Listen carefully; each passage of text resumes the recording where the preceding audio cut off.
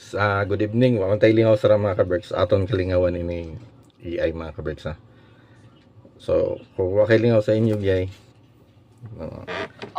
pwede siya Gets nimo ko yan. storyan. Medyo, Tabi-tabi. oo, sige. Dahan-dahan tayo. Anong bahagi Kuhay ko na ng inang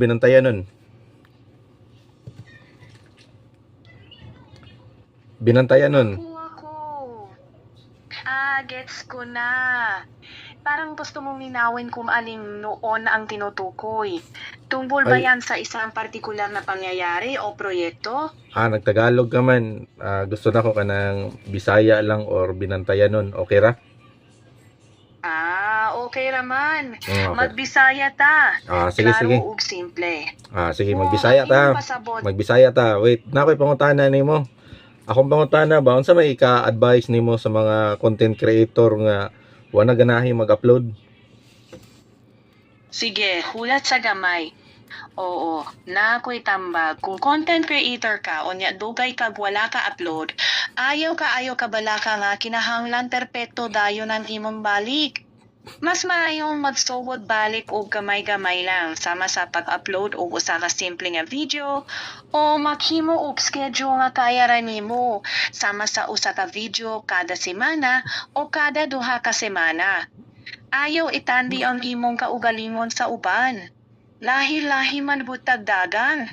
Tan-awa lang kung unsay ganahan sa imong audience, pero magpabiling gihapon sa content na gusto nimo. Padayon lang bisag gamay ra og views sa sinugdanan. Ang pagtubo sa channel kasagaran magkinahanglan gyud og panahon ug consistency. Kung gikan ka sa taas na pahulay, pwede ka mag-return na video nga medyo personal sama sa Grabe, taasa sa imo. salamat sa inyong Anay. pagpabilin o Anay. suporta. Mate anay. Unsay klase sa content Di naman gihimo di naman ni mamati noon, oy. vlog, lifestyle o lahi pa? Anay.